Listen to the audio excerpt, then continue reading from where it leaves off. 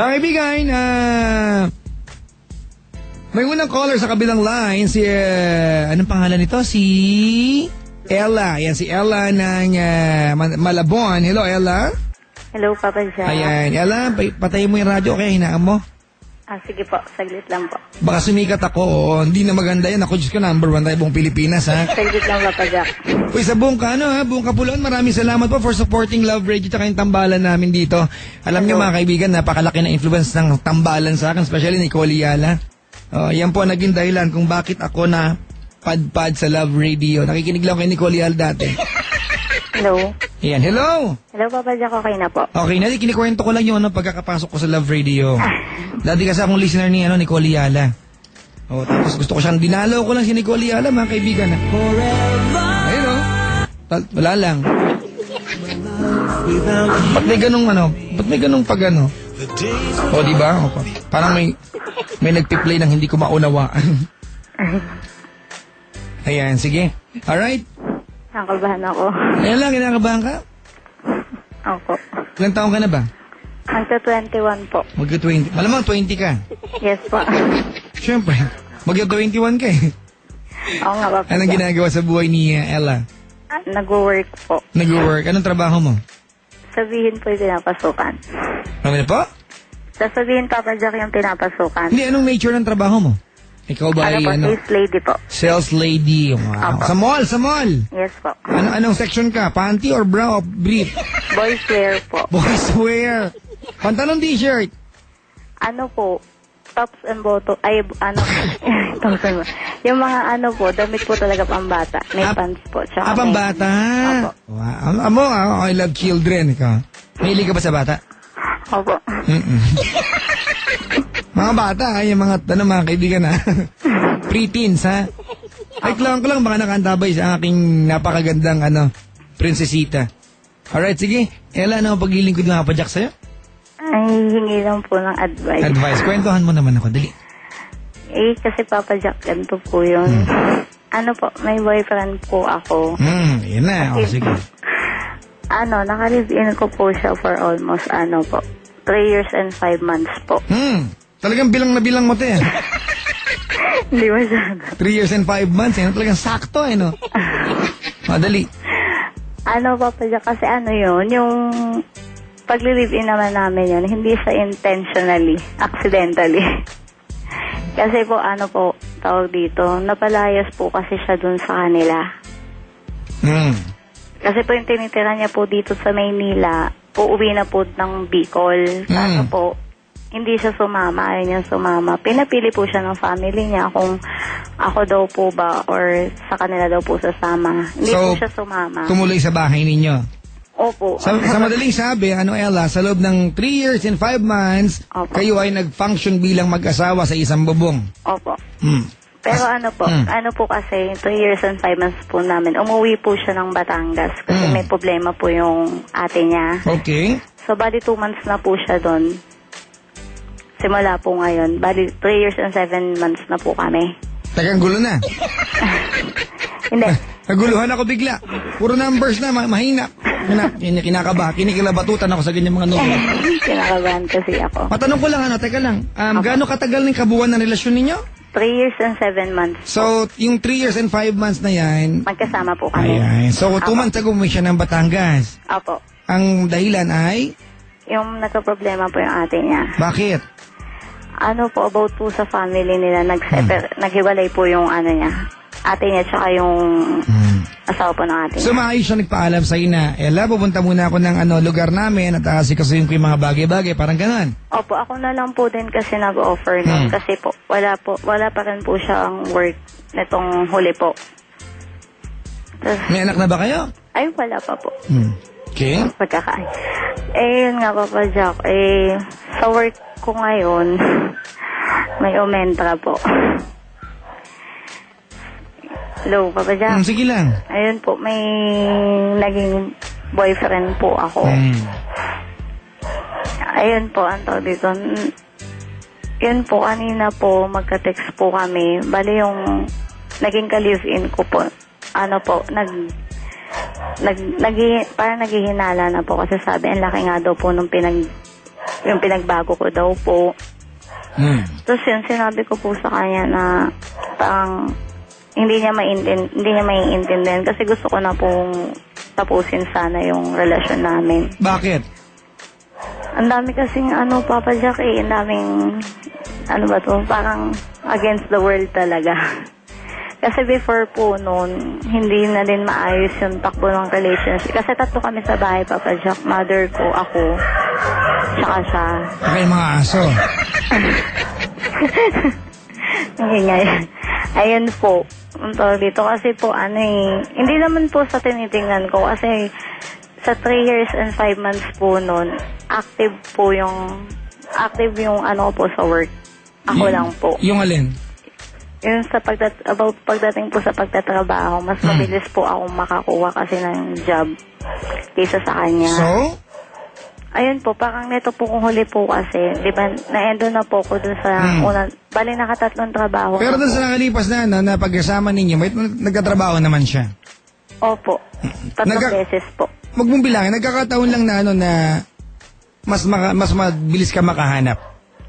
Oh, yun Pwede ba natin sabihin, Ella, na ginawa naman niya yung part niya sa abot ng mga kaya niya bilang, maghanap dahil hindi naman, di ba? Opo. Kasi alam mo, dating sa akin ito, gusto mong pagmukhain na sobrang buti mo sa relasyon at gusto mong pagmukhain na nagkulang siya para maging tama yung pagkakaroon mo ng iba. Hindi naman po. Huwag ka magsinungaling. Opo, nandoon na po tayo, kaso nga lang po. Yun nga po, parang mas mahihirapan po kasi siya pag yung parang iba kasi yung side ng tingin ng family ko sa kanya, lalo na po yung papa ko. Away kami dahil sa kanya kasi nga parang ako daw po yung babae, ako yung nagkakatrabaho. Parang pag pinagpatuloy pa po namin, mahihirapan lang siya kasi masasaktan lang siya sa mga sasabihin ng side ko sa kanya. Ayun po, parang sinabi ko naman po sa kanya kanina na siguro ayusin muna natin yung part ko. Ayusin mo muna din yung part mo. Alam mo, sinungaling ka, no? Po. Alam mo kung bakit? Bakit po? Kasi hindi mo sinabi sa kanya na meron ka ng boyfriend na iba. Diba? Sabihin mo sa kanya na ayusin niya yung part, ayusin mo niyo muna yung part mo. Pero hindi yun ang dahilan talaga. Ang dahilan kasi meron kang iba. Kasi wala namang kailangan ng ayusin kasi meron ka na iba eh. Maayos, so hindi yung part mo para sa kanya, meron kang iba, yun ang bottom line. Tama, mali? Tama po. Diba? Wag mo namang wag mo nang walang yan yung taong niloloko mo na. Niloloko mo na, winawalang yan mo pa eh. Diba? Pinagmumukha masama, pero ang katotohanan nito, alam mo, Ella, yung pagkasama niya sa isang bahay, ginusto mo to. Opo. Umawa ka dito, diba? Opo. Na pagkatapos ba ng 3 taon at 5 buwan, ngayon mo nare-realize na against the world kayong dalawa? Opo. Diba? Para magmukhang, tama, sige, maghiwalay na kayo. Para magmukhang tama na meron kang iba? Opo. Diba? Naiwanan ka lang ng 2 buwan, Ella, ng lalaki ka na. Paalala mo nga sa akin ngayon, bakit siya umuwi ng probinsya nila? Kasi po may problema po. Anong ginagawa mo ngayon? Nagpapalaki ng problema? Opo. Ano yung meron sa tao problema, di ba? Opo. Kung hindi mo na siya mahal, may pinagdadaanan yung tao, di ba? Hindi mo kailangan isiksik yung sarili niya, di ba? Isiksik yung tao niya sa buhay mo. Kung hindi mo kaya, magpakatotoo ka na lang. Huwag ka na magsinungaling. May pinagdadaanan yung tao, di ba? Nagpaalam. Doon ako sa amin, may aayusin ako, family problem. Sige, doon ka, pero wag ka, pag alas siya, lumandi ka naman. Gusto magmukhang tama ka eh. Hindi ka naman tama eh. Diba na kasi po, yung tatay ko marami nga sabihin, usang gala, 3 taon na kayo magkasama, ngayon mo sinasabi yan?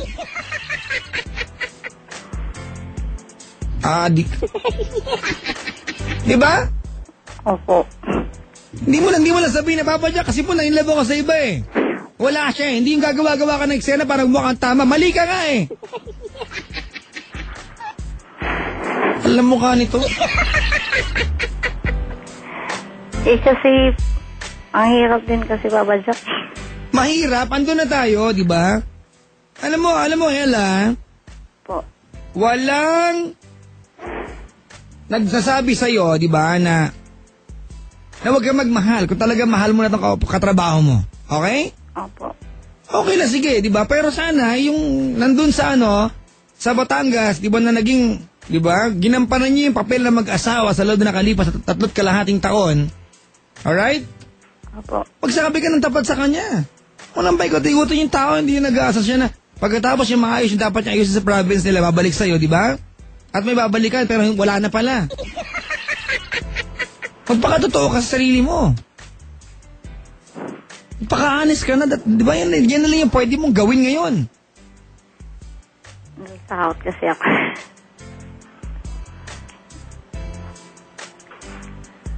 Hello po. Papa Jack. Natatakot ka. Opo. Ba't natatakot ka? Wala Kasi alam mo, lang, nasa utak mo, gusto mo, di ba na kahit anong nagawa mo sa kwentong ito, gusto mo na pag nagkakwentuhan, di ba, ikaw yung tama pa rin. Na hindi ka maging mali. Hinahabol mo kasi yun eh. Di ba? Opo. Huwag ganon. Inaano ko naman po na baka mag-work pa, so mahirap eh. Ano na? Tinatry ko naman po mag-work. Hindi mo tinatry mag-work. Kung tinatry mo mag-work, hindi ka man lalaki. Hindi naman papadyo. Diba? Kasi yung isa makulit sinabi ko naman sa kanya about dun sa isa. Okay lang daw kasi hindi naman daw kami kasal. Ano ka mo? Sinabi ko naman po yung dun sa katrabaho ko yung about dun sa isa. Sabi niya... Hindi yun eh, di ba?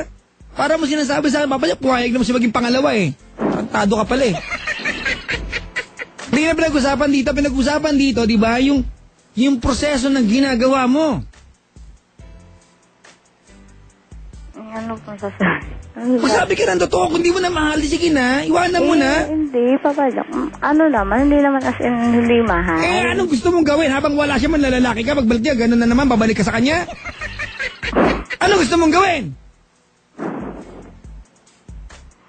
Pinapakawalan ko na naman po siya. Kaya nga, di magsabi ka sa kanya para maintindihan niya na wala siya dapat asahan sa'yo. Baka masaktan. Ay, tarantado ka talaga. Anong inaasahan mo? Hindi siya masasaktan? Ha? Masasaktan po. Pala eh! Lalandi-landi ka, hindi pa katawanan!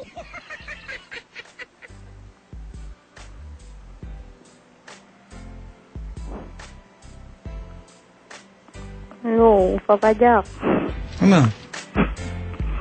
Kasi... Ano baka masaktan? Ano palagay mo sa ginawa mo? Di masaktan? Nalalaki ka eh! Hindi naman sadya yung Papa Jack eh. Ella? Po. Huwag mo akong gawing tanga ha? Huwag mong sabihin na hindi mo sinadya. Okay? Opo. Kapal na mukha mo ha? Hindi mo sinadya? Dalawa sila? Walang masama, Ella, kung hindi mo na mahal yung nakasawa ng 3 years, di ba? Gusto mo ng panibago mama, kalayaan mo yan bilang tao. Kalayaan mo yan bilang babae.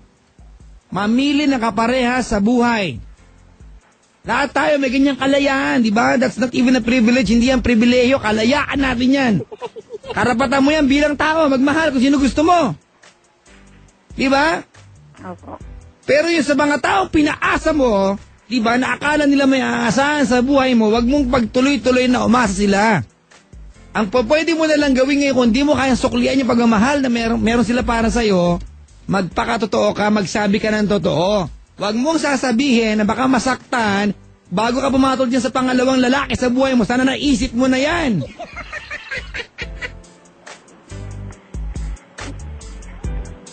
Bagong kain lang mo, nakakagutom ka kausap. Sorry naman, Papa Jack. Pusang gala!